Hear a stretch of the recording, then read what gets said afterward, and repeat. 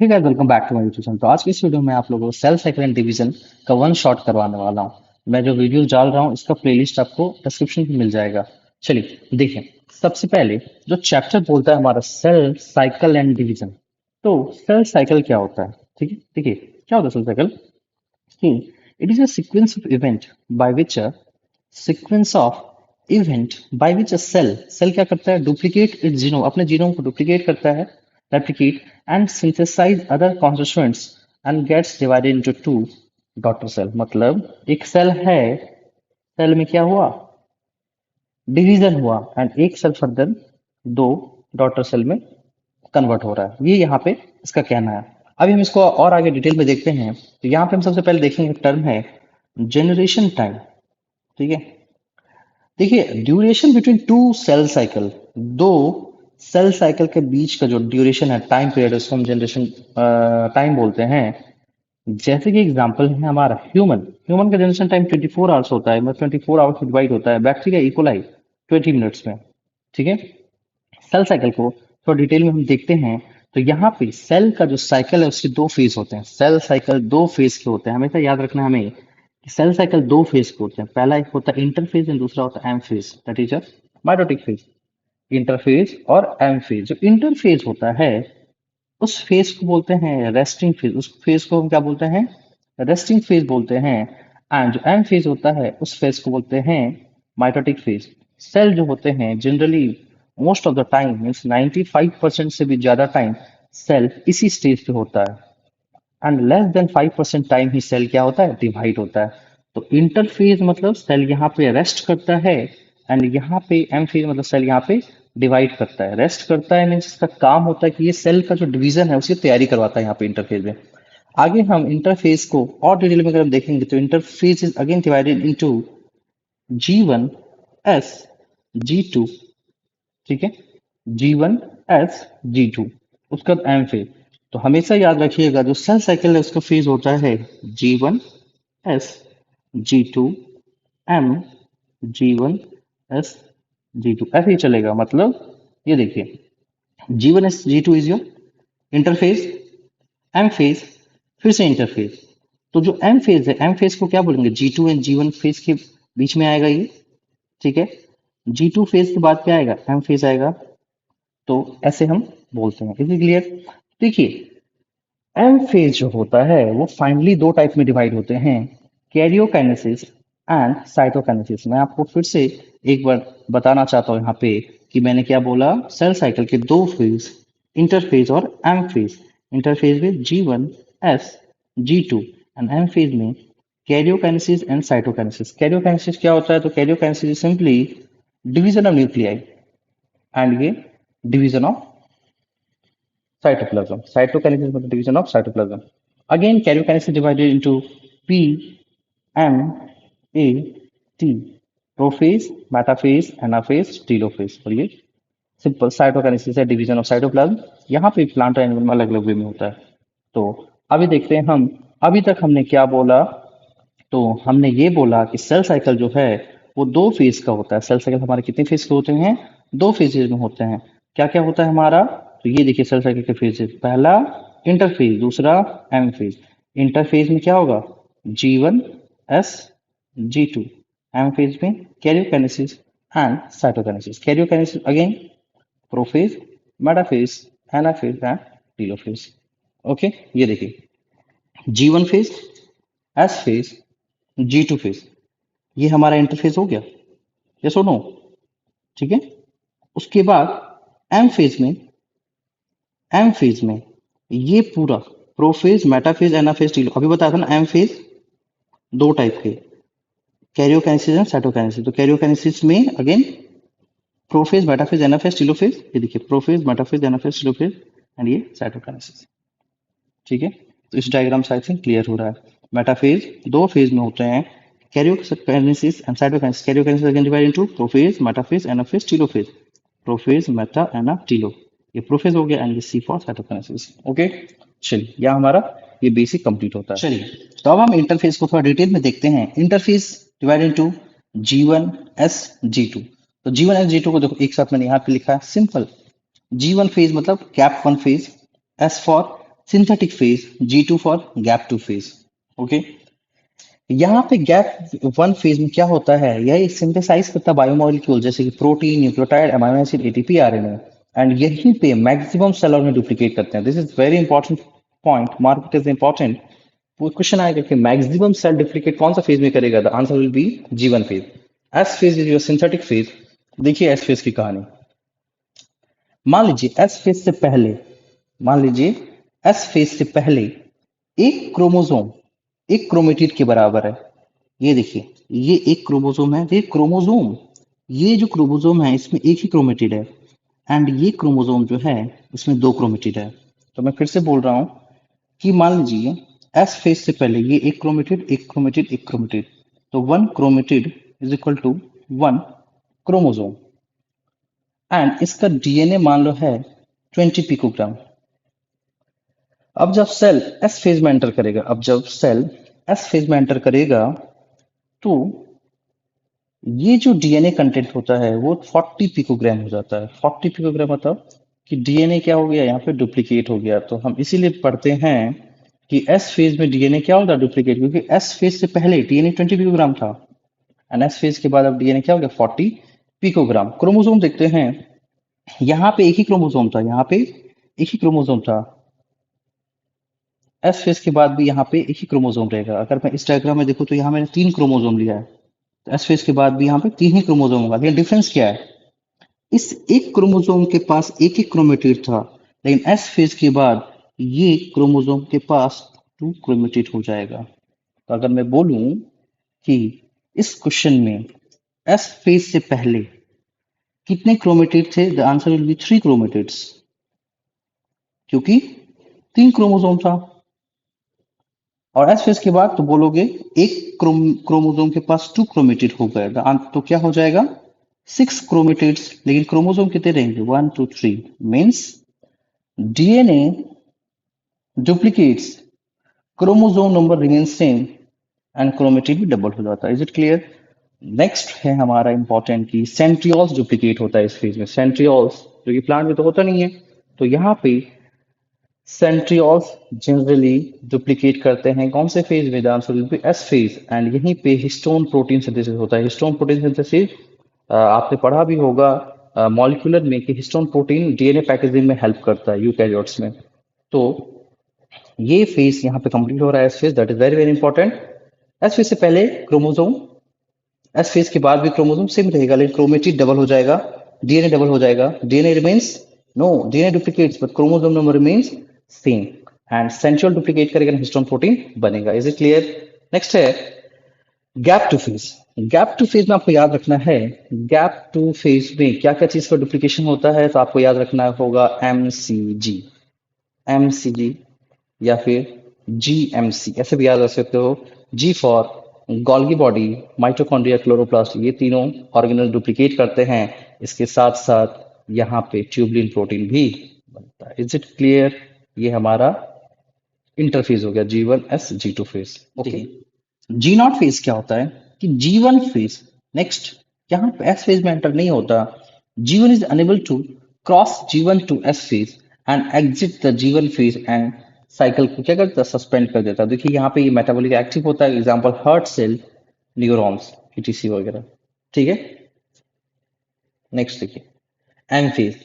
हमने क्या पढ़ लिया, इंटरफेज, एम फेज, इंटरफेज में G1 एस, G2 अलग से, G not phase, question phase भी बोलते हैं उसको। एंड अब हम क्या पढ़ेंगे, एम फेज। तो देखिए एम फेज, एम फेज में दो चीज होती है। एम फेज में क्या होता है, एक तो कैरियोकाइनेसिस होता है, एंड दूसरा क्या होता है, cytokinesis. Karyokinesis is division of nuclei, nuclei जब डिवाइड होता है, एंड यहाँ पे डिवीजन ऑफ साइटोप्लाज्म। तो first of all will study karyokinesis, and अभी मैंने बताया था कैरियोकाइनेसिस में याद कैसे रखना है आपको, P M A T, prophase, metaphase, anaphase, telophase. इस चारों को हम देखते हैं डिटेल में। तो देखिए मैंने एक साथ यहाँ पे लिख करके आपको, ताकि इजी वे में समझ में आ जाए। देखिए तो prophase, metaphase, anaphase, telophase. Prophase भी दो टाइप के प्रोफेज होते हैं, अर्ली प्रोफेज और लेट प्रोफेज।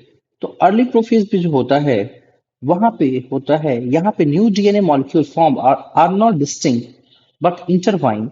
यहाँ पे क्रोमोसोम का कंडेंसेशन स्टार्ट होता है, condensation of chromosome start, mark it is very important point, कि क्रोमोसोम का कंडेंसेशन यहाँ पे स्टार्ट होता है एंड यहाँ पे माइटोटिक एपेटस बनता है। सवाल ये है व्हाट इज माइटोटिक एपेरेटस। तो देखिए माइटोटिक एपेरेटस क्या होता है।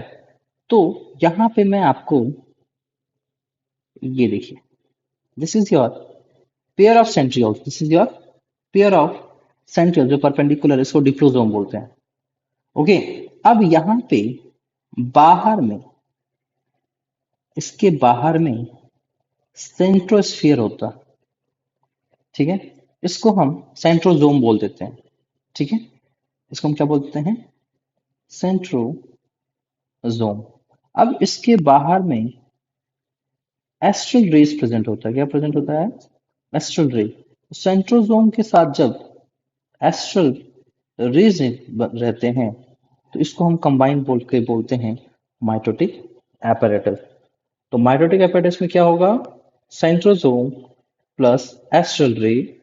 सेंट्रोजोम में क्या होगा, pair of centrioles plus centrosphere and pair of centrioles को क्या बोलते हैं, डिप्लोसोम। Is it clear. तो यहाँ पे माइटोटिक एपेरेटस बनेगा। लेट प्रोफेज में देखते हैं क्या होता है।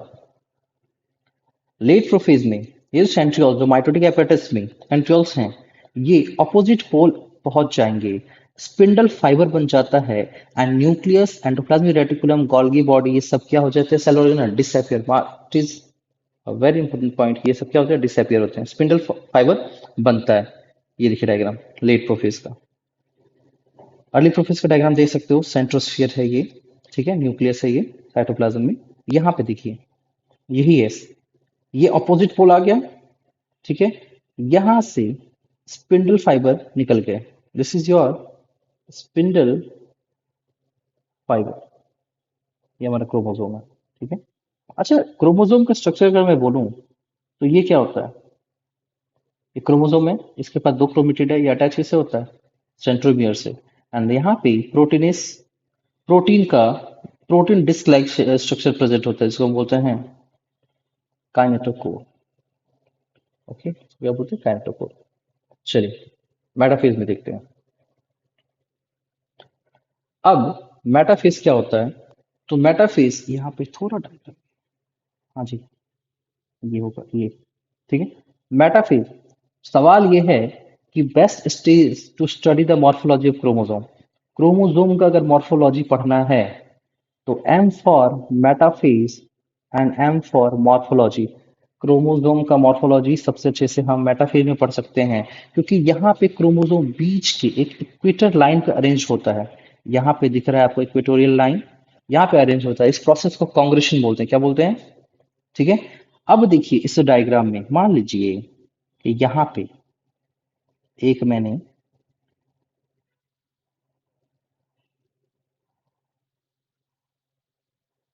एक क्रोमोसोम है, ठीक है,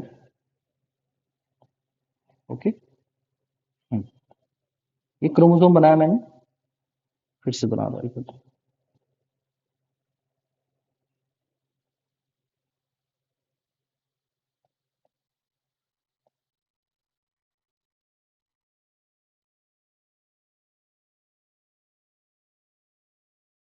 ठीक है।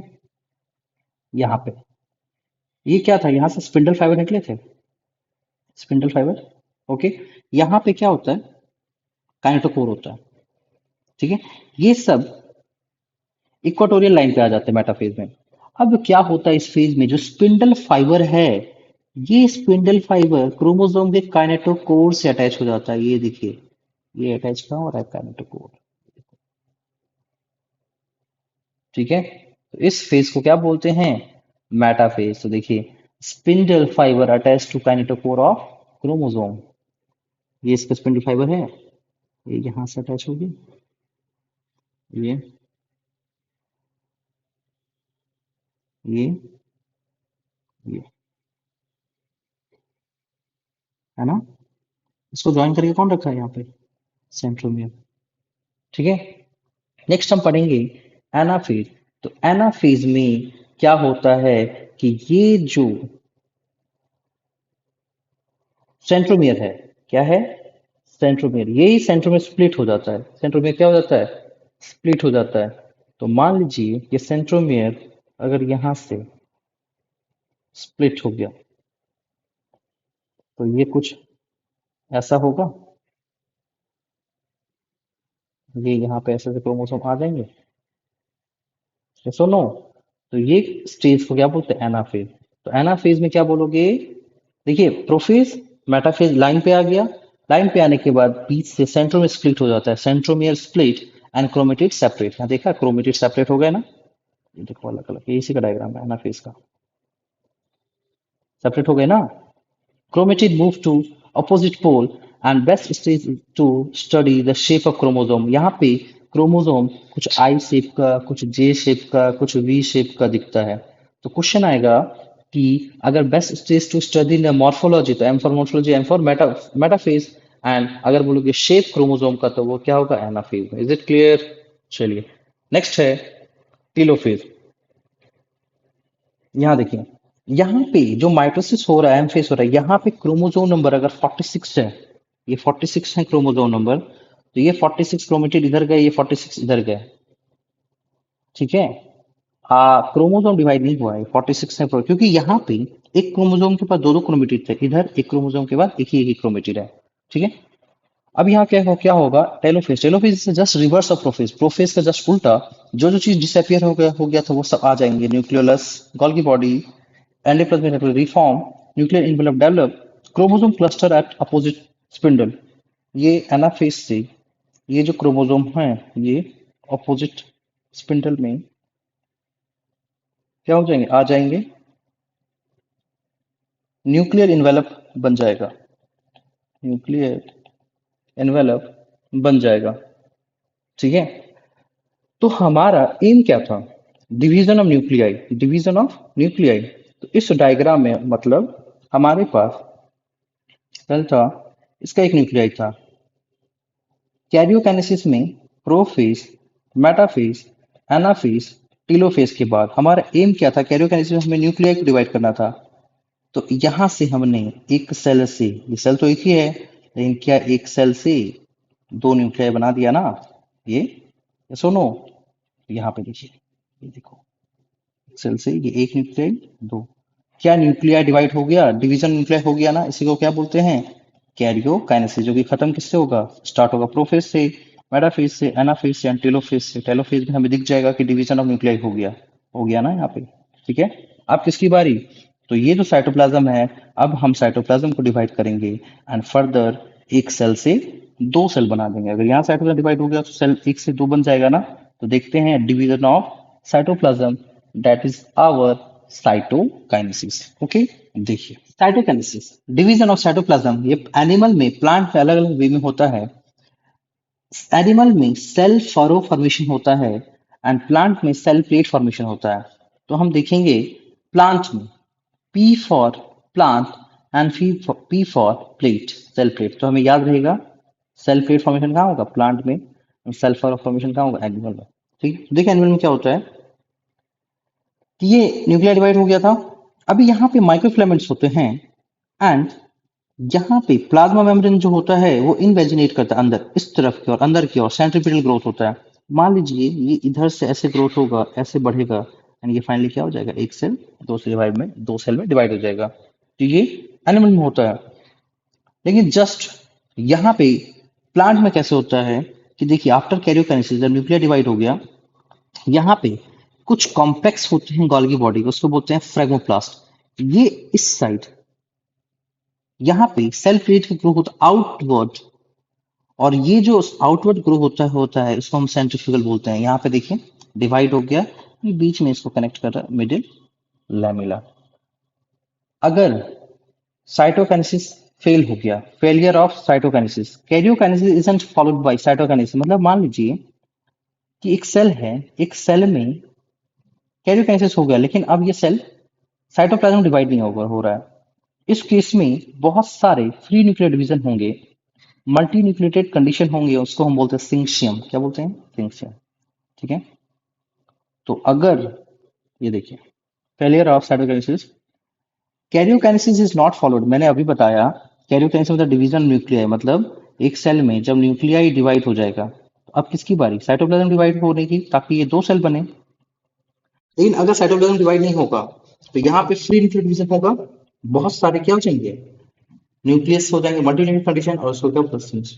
ओके, चलिए इसका कुछ सिग्निफिकेंस है तो देखो, ये restricted to diploid cell only, cell growth, restore nuclear cytoplasmic ratio को रिस्टोर करता है, सेल रिपेयर में हेल्प करता है, lost cell in case of injury can be replaced by mitosis, mito division in the meristematic tissue apical and lateral cambium result in continuous growth of plant through their life. तो ये हमारा mitosis complete हो गया। हम फिर से देखते हैं माइटोसिस में हमने क्या पढ़ा, इससे पहले सेल साइकिल में हमने क्या पढ़ा, जीवन एस सॉरी, अगर हम कंक्लूजन निकालें इसका, तो सेल साइकिल में हमने क्या पढ़ा, आप बोलोगे कि सर हमने सबसे पहले पढ़ा इंटरफेस, क्या पढ़ा हमने सबसे पहले, इंटरफेस, उसके बाद हमने पढ़ा ये देखिए सेल साइकिल में इंटरफेस, फिर पढ़ा एम फेज, इंटरफेज में G1 S G2, M phase में कैरियोकाइनेसिस साइटोकाइनेसिस, कैरियोकाइनेसिस में prophase, metaphase, anaphase, telophase, telophase के बाद क्या देखा, एक सेल में न्यूक्लियाई डिवाइड हो गया।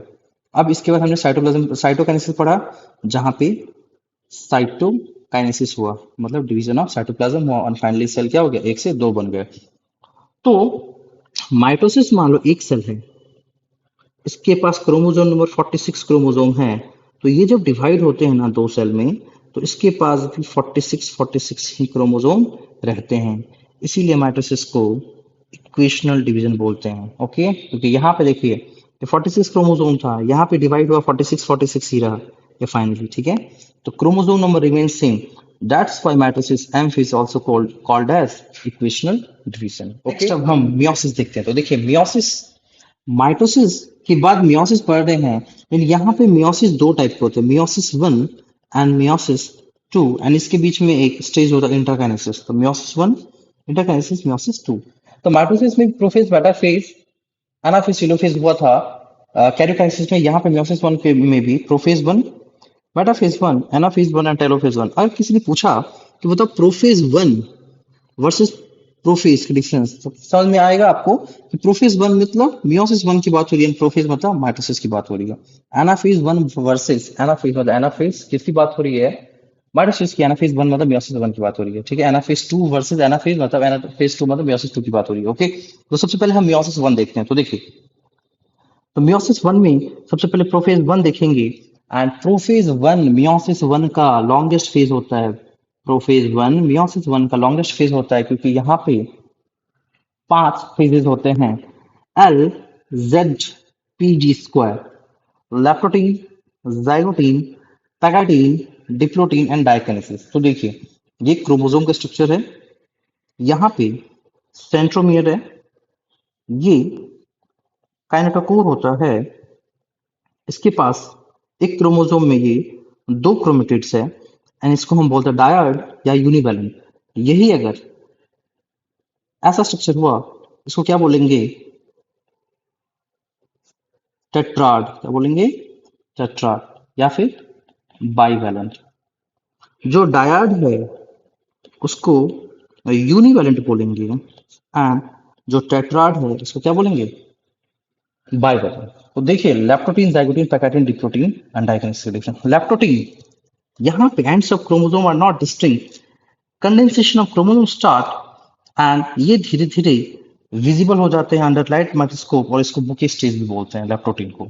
Zygotene is very important, zygotene में पेयरिंग होता है, पेयरिंग को साइनेप्सिस बोलते हैं। तो जाइगोटीन का सबसे इंपॉर्टेंट पॉइंट साइनेप्सिस, मतलब पेयरिंग ऑफ होमोलोगस क्रोमोसोम होता है। जैसे कि मान लीजिए ये क्रोमोसोम है और ये, तो पेयरिंग हो गया, इनके बीच में कॉम्प्लेक्स प्रेजेंट होता है, उसको बोलते हैं साइनोप्टोनॉमल कॉम्प्लेक्स, जो कि स्टेबिलिटी प्रोवाइड करता है।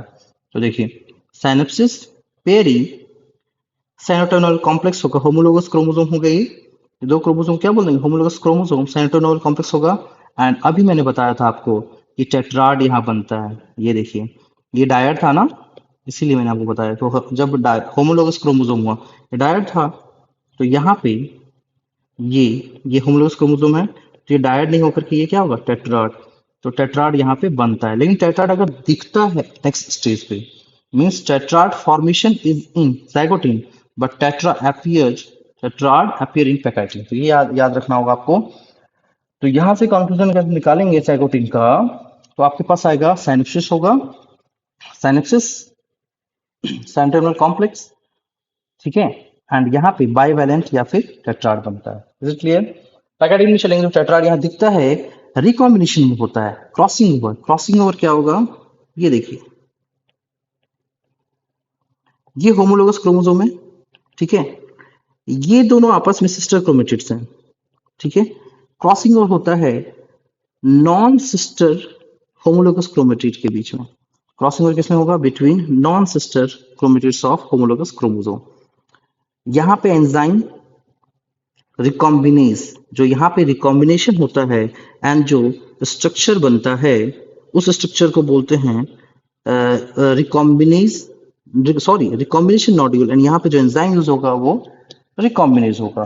तो यहाँ का कंक्लूजन इसका, पैकेटिंग में कंक्लूजन क्या होगा, टेट्राड अपीयर होगा, recombination, recombinase and crossing over. तो क्रॉसिंग ओवर बहुत फेमस क्वेश्चन है दिस इज। क्रॉसिंग ओवर कहाँ पे होगा, the answer will be pachytene. Synapsis कहाँ होगा, the answer will be zygotene, pairing. Synaptonemal का कहाँ बनेंगे, तो यहाँ पे, ठीक है। साइनोप्टोएनल कॉम्प्लेक्स बनते तो यहाँ है, अब इसका डिसोल्यूशन डी प्रोटीन में हो जाता है। D for dissolution, D for diplotene, ये याद रखिएगा, कंफ्यूज मत हुई है डायकिनेसिस में। साइनोप्टोएनल कॉम्प्लेक्स यहाँ पे डिसोल्यूशन होगा, एंड डिसोल्यूशन के बाद यहाँ पे एक्सेसिव स्ट्रक्चर, क्योंकि यहाँ पे क्या हुआ था, क्रॉसिंग ओवर हुआ था ना, यहाँ पे क्या हुआ था, क्रॉसिंग ओवर हुआ था।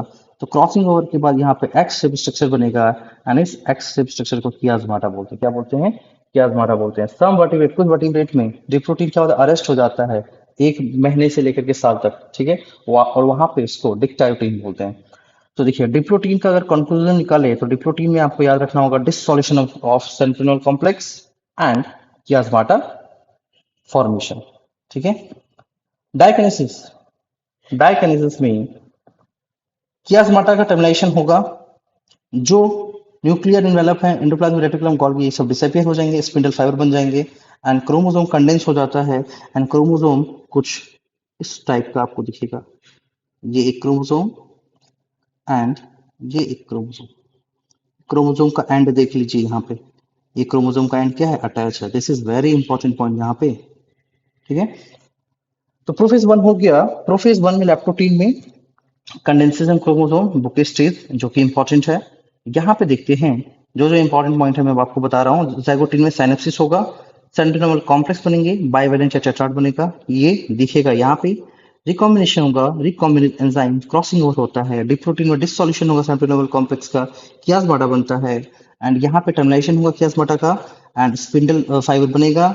एंड ये स्ट्रक्चर देखिए इसका एंड क्रोमोसोम का, दिस इज वेरी, एंड इसी स्ट्रक्चर को लेकर के हम कहाँ जाएंगे, तो वी हैव कंप्लीटेड प्रोफेज 1 ना, दिस इज द प्रोफेज 1। अब इसी स्ट्रक्चर को लेकर के हम क्या कहाँ जाएंगे, मेटाफेज 1 में। तो अब हम मेटाफेज 1, एनाफेज 1 एंड टेलोफेज 1 पढ़ते हैं। तो देखो मेटाफेज 1 में, तो मान लीजिए ये 23 पेयर्स, पेयर हैं 46 क्रोमोसोम में 23 पेयर, ये देखिए ये दिख रहा है कि नहीं। अब क्या होगा, अगेन मेटाफेज में भी स्पिंडल फाइबर जो होंगे वो क्रोमोसोम के यहाँ पे अटैच हो जाएंगे, कैंटोकोर में हो गए। डिफरेंस देखिए, यहाँ पे homologous chromosome align in centre, बीच में कांग्रेशन हो जाएगा मेटाफेजिक प्लेट, एंड यहाँ पे ये जो प्लेट बनता है मेटाफेजिक प्लेट बोलते हैं। यहाँ पे number of chromosome is equal to number of spindle fibre होता है। कैसे, कि उस स्ट्रक्चर में इससे पहले जो हमने पढ़ा था, दैट इज योर मेटाफेज 1 में क्या हो रहा था कि एक क्रोमोसोम का, ये मान लो कैनेटोकोर है, तो ये एक स्पिंडल फाइबर और ये एक स्पिंडल, एक क्रोमोसोम में 2 स्पिंडल फाइबर अटैच हो रहे थे, ठीक है। यहाँ पे क्या है, यहाँ पे क्रोमोसोम के एंड एक साथ हैं, ठीक है, ये देखिए एंड एक साथ है। तो स्पिंडल फाइबर एक यहाँ अटैच होगा और एक स्पिंडल फाइबर यहाँ अटैच होगा। तो एक स्पिंडल फाइबर के साथ एक ही क्रोमोसोम अटैच हुआ ना, सॉरी कैंटोकोर। तो जितने स्पिंडल फाइबर होंगे उतने क्रोमोसोम, और यहाँ पे क्या हो रहा था, एक क्रोमोसोम में 2 स्पिंडल फाइबर आ रहे थे। तो दिस इज वेरी इंपॉर्टेंट यहाँ से, ठीक है। अभी हम वही डिफरेंस करेंगे कि एनाफेज में सेंट्रोमियर स्प्लिट हो रहा था, यहाँ पे सेंट्रोमियर स्प्लिट नहीं होगा। यहाँ देखिए सेंट्रोमियर स्प्लिट नहीं होगा, तो यहाँ पे क्रोमोसोम अलग हो जाएंगे, तो ये यहाँ पे अलग हो गया, तो ये देखिए पूरा क्रोमोसोम ही अलग हो गया। 23 पेयर था, तो यहाँ पे 23 क्या यहाँ पे ही एक्चुअल में देखिए meiosis is your reductional division. अगर क्रोमोसोम 46 है तो यहीं पे मियोसिस में 23 होता है। एक्चुअल में पूछे कि कहाँ पता चलेगा, तो answer will B anaphase one. यहाँ पे देखिए 23 पेयर्स क्रोमोसोम थे, मतलब 46 क्रोमोसोम थे यहाँ पे, लेकिन जब यहाँ अलग हो गए तो यहाँ पे 23 आ गए, 23 आ गए। ये देखिए यहाँ से क्रोमोसोम सेपरेट हो गए, सेपरेशन ऑफ होमोलोगस क्रोमोसोम, ये देखिए।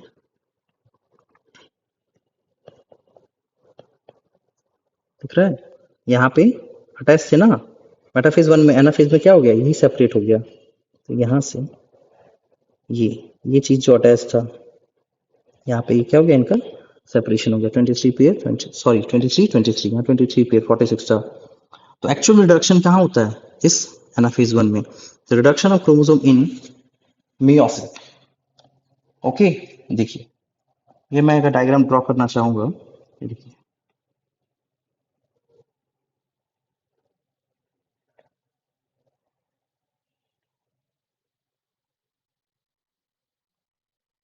ये मेटाफेज वन हो गया। एनाफेज में क्या होगा, सेंट्रोमियर स्प्लिट नहीं होंगे, क्रोमोसोम अलग हो जाएंगे। तो ये एक स्पिंडल फाइबर के साथ ये एक क्रोमोसोम आ गया, और ये एक स्पिंडल फाइबर के साथ यहाँ पे एक क्रोमोसोम आ गया, स्प्लिट हो गया ना। देखिए no splitting of centromere, this is very important point. Question अगर आया एनाफेज और एनाफेज वन के बीच का डिफरेंस बताओ, तो आप क्या बोलोगे, anaphase is the phase of mitosis ना, तो वहां पे सेंट्रोमियर स्प्लिट हुआ था। ठीक है, यहाँ पे सेंट्रोमियर स्प्लिट नहीं होगा। अभी देखिए, अब नेक्स्ट टेलोफेज वन, फिर से न्यूक्लियर इन्वेलप, एंडोप्लाज्मिक रेटिकुलम, कॉलीबॉय वर्ड सब आ जाएंगे, स्पिंडल फाइबर डिसअपियर हो जाएगा, decondensation chromosome, but not as telophase of mitosis, decondensation start हो जाएगा। नेक्स्ट अपन देखते हैं मियोसिस टू। मियोसिस वन के बाद मियोसिस टू होगा, उसके बीच में इंटरकाइनेसिस होगा, इन दोनों के बीच का फेज होता है। Meiosis two is same as mitosis, याद रखिएगा ये चीज, meiosis two is same as mitosis. क्यों बोलते हैं ऐसा, तो देखो अगर मैं माइटोसिस बोलता हूं, तो एक सेल है, मान लो 46 क्रोमोसोम है, एक सेल डिवाइड हो जाए दो सेल में, एंड ये 46 क्रोमोसोम, तो ये माइटोसिस हो गया। मियोसिस क्या होता है, मियोसिस में सबसे पहले मियोसिस वन होता है, एक सेल है 46 क्रोमोसोम के, तो मियोसिस वन होगा। तो मियोसिस वन जब होंगे, ये दो सेल बन जाएंगे, एंड यहाँ पे ये रिडक्शनल डिवीजन होता है, तो क्रोमोसोम नंबर क्या हो जाएगा, हाफ हो जाएगा। तो ये क्रोमोसोम 23 हो गया, 23 हो गया।